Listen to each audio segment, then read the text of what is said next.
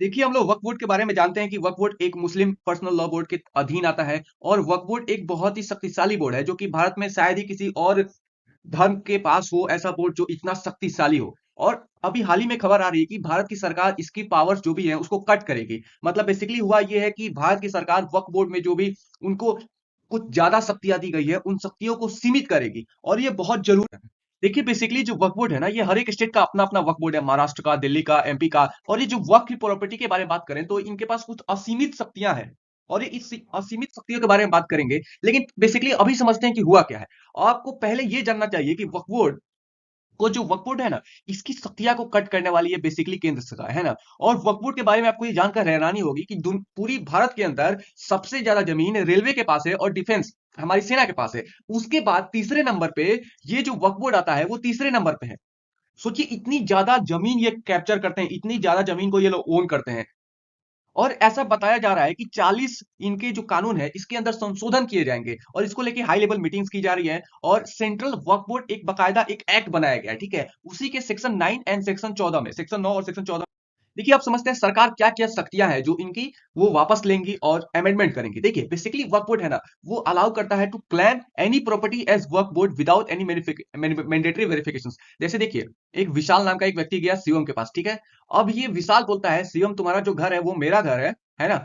और वो सही में वो घर वैसे बेसिकली शिवम का है, लेकिन विशाल बोलता है कि नहीं भाई मेरा घर मेरा है, ये वक्फ बोर्ड की संपत्ति है। तो शिवम के पास कागजात होते हुए भी वो असहाय है, उसकी सरकार कोई हेल्प नहीं करेगी। सोचिए कितना गंदा पावर है और कितना, समझिए कुछ ज्यादा शक्ति दे गई है। ऐसे इनके बहुत सारे केसेस हैं। एक बार इन्होंने 1500 पहले 1500 साल पुराना मंदिर को अपने ऊपर दावा ठोक दिया था कि ये मंदिर वक्फ बोर्ड है, जबकि मुस्लिम धर्म का प्रचार प्रसार 1400 साल पहले हुआ और ये लोग 1500 साल पहले कि मंदिर को ये लोग दावा ठोक दिए। तो ये कुछ ज्यादा ही शक्तियां इनको मिल गई जिसका ये लोग दुरुपयोग करते हैं। एक बार तो इन्होंने इलाहाबाद हाई कोर्ट को बोल दिया कि ये मेरी संपत्ति है।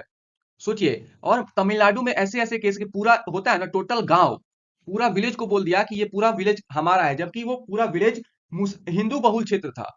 तो ये सारी चीजें, और सरकार ने ये बोला है कि जब भी हम लोग जब भी हम लोग जो भी सर्वे करेंगे एसेट्स का, जो भी आपके पास धन है, जो भी आपके पास जमीन है, इसके अंदर हम लोग क्या करेंगे, डिस्ट्रिक्ट मजिस्ट्रेट मतलब डीएम को शामिल करेंगे और उससे पता चलेंगे कि इसके मिसयूज का, इस एसेट्स का मिसयूज तो नहीं किया जा रहा है। और पूरी तरीके से इसमें फ्रेश वेरिफिकेशन किया जाएगा जो कि बहुत बेहतरीन है। मान लीजिए कोई किसी के ऊपर दावा ठोकता है तो अगर उसके पास पेपर वगैरह है तो पूरा डीएम से लेके सभी लोग उसके ऊपर साथ देंगे, सब लोग साथ देंगे और उसको न्याय तरीका से उसको वापस जमीन दिलाएंगे। ये सारी चीजें हैं। और आपको जानना होगा कि जो रेवेन्यू जो होता है वक्फ बोर्ड का, वो 200 करोड़ पर ईयर आता है। तो सोचिए कुछ हाई अमाउंट हो गया ना, 200 करोड़ पर ईयर, 23.8 मिलियन में देखे तो। और सरकार चाहती है कि ये जो 200 करोड़ जो इनके पास आ रहा है वो इनके पास नहीं जाए, जो कि बहुत बढ़िया है। क्योंकि देखिए बेसिकली बहुत सारे धर्म है, हिंदू हिंदू हिंदू से लेके मुस्लिम से लेके बहुत सारे धर्म है, लेकिन मुस्लिम धर्म के पास ही इतना ज्यादा पावर क्यों दे दिया गया है, ये सारी चीजें सरकार पुलिसली देख रही है। और यही इन सभी ये लोग कुछ अपनी शक्तियों के कुछ ज्यादा दुरुपयोग कर रहे हैं और यही सारी चीजों को देखते हुए सरकार ने इनकी संपत्ति, इनके पावर को जब्त करने की ऐसा प्रयास किया है। और करना भी चाहिए क्योंकि आप एक अधीन, आप लोग हम लोग आपके अधीन नहीं है, हम लोग कोई मुस्लिम कम्युनिटी के अधीन नहीं है, हम लोग एक स्वतंत्र भारत में रहते हैं, समझ रहे हैं ना आप लोग। आप समझते हैं प्रॉपर्टीज के बारे में, तो जैसे मैंने बता ही दिया, थर्ड लार्जेस्ट प्रॉपर्टी है पूरी इंडिया के अंदर इनकी। 8,70,000 इमूवेबल प्रॉपर्टी है, मतलब घर वगैरह लेके, कोई मॉन्यूमेंट्स लेके 16,173 मूवेबल प्रॉपर्टीज है। मूवेबल प्रॉपर्टीज में आ गई इनके पास कुछ ज्वेलरी वगैरह, ये सारी। 3,56,031 ई एस्टेट्स, मोर देन 8 लाख एकड़ ऑफ लैंड। आप समझ रहे हैं ना, 8 लाख एकड़ of land is huge amount, is too much huge.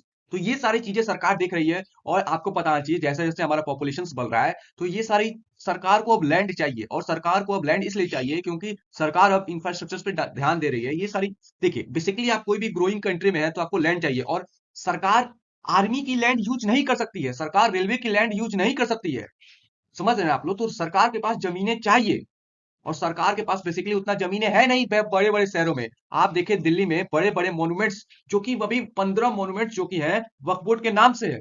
तो सरकार को बेसिकली लैंड चाहिए और जो भी मॉन्यूमेंट से जो भी रेवेन्यू जनरेट होता है, जो भी मॉन्यूमेंट्स पे लोग आके घूमते हैं, तो वो पैसा वक्फ बोर्ड को जाता है, सरकार को एक पैसा नहीं जाता है। आप समझते हैं कंट्रोवर्सीज के बारे में। तो कंट्रोवर्सी जैसे कि मैंने बता ही दिया, तमिलनाडु में पूरे गांव को इन लोगों ने, हिंदू मेजोरिटी गांव थी जबकि, और पूरे गांव को इन लोगों ने अपना दावा ठोक दिया था। और 389 एकड़ ऑफ लैंड ये लोग मेजर किए थे जहां गांव पे, ठीक है। और ये लोग उसको सर्वे किए गया तो वक्फ बोर्ड प्रॉपर्टी 1959 के तहत सरकार ने इनको दे भी दिया। तो सोचिए कैसा सरकार असहाय हो जाता है बेसिकली। अब समझते हैं ऑपोजिशन क्या है। अब देखिए एक पागल आदमी असुद्दीन ओवैसी एआईएम चीफ ये बोल रहा है कि सरकार पूरी वक्फ बोर्ड को अपने कंट्रोल में लेना चाहती है। भाई क्यों नहीं ले भाई, लेकिन बेसिकली ऐसा लेना नहीं चाहती है सरकार। उनकी पावर को सीमित करना चाहती है। इनके पास असीमित है, समझ रहे हैं ना, इनके पास अनलिमिटेड पावर है। अब वो पावर को सरकार लिमिटेड करना चाह रही है, क्योंकि बेसिकली हम लोग भी जीन है ना, हम लोग एक मेजोरिटी है, हम लोग 80% के आसपास है, हम लोग 80% के आसपास हिंदूज हैं और 15% के आसपास मुस्लिम है। लेकिन ये लोग मुस्लिम लोग ग्रो कर रहे हैं, इनका huge amount of population is growing in India. तो बहुत ज्यादा पॉपुलेशन इनका हो रहा है। तो और ये सरकार देख रही है सब कुछ। उम्मीद है ये वीडियो आपको समझ में आया होगा। समझ में आया तो शेयर करिए, सब्सक्राइब करिए। जय हिंद।